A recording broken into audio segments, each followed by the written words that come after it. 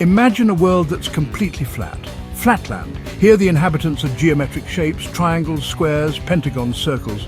Social status is determined by the number of sides. Triangles are workers, squares and pentagons are professionals, circles are the ruling class. Our guide is a humble square, a respectable lawyer who's never questioned his two-dimensional reality. In Flatland, there's no concept of up, only forwards, backwards, left and right. The square's life is orderly and predictable, defined by lines and angles. He accepts his world as complete, never imagining anything beyond it. But everything is about to change. The square is on the verge of a revelation that will shatter his understanding of reality. Soon he'll be forced to confront the limits of his perception.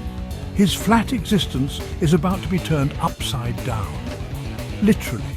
This is a story about opening the mind to new dimensions. In Flatland, shapes see each other as lines, like looking at a coin edge on. They distinguish one another by subtle changes in brightness and clarity. A constant fog helps with depth perception, but also makes collisions common, especially with sharp isosceles triangles. To avoid accidents, Flatlanders announce themselves with peace cries as they move. Social interaction is complex. Class is recognized by voice and by feeling the angles of others, a formal ritual among the upper classes. Women, being simple lines, are especially dangerous at their ends, so strict etiquette governs their movement. The square lives by these rules, navigating his world with care.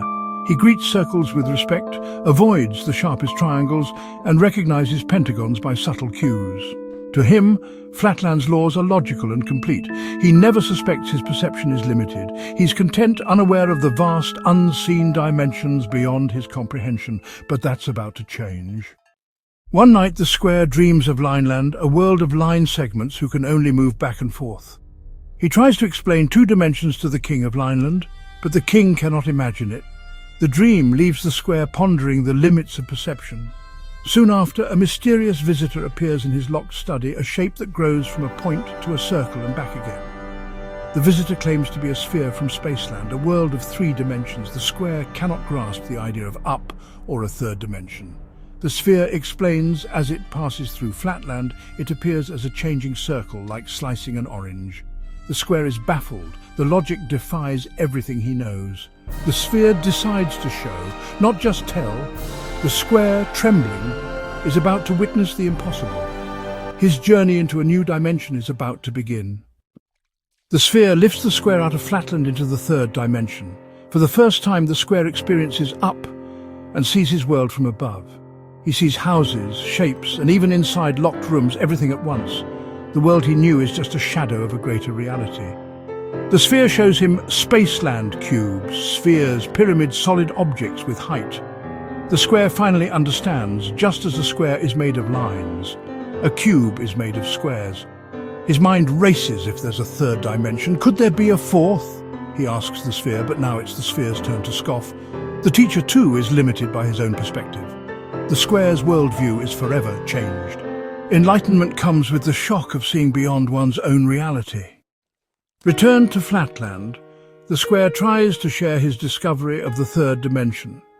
His words are met with ridicule and hostility. The idea is heresy. The rulers imprison him for spreading dangerous ideas.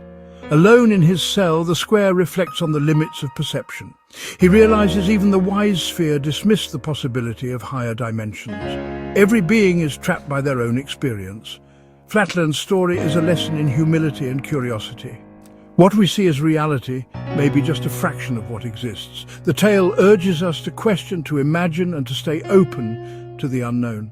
The square's journey reminds us the greatest discoveries begin with asking, what if there's more?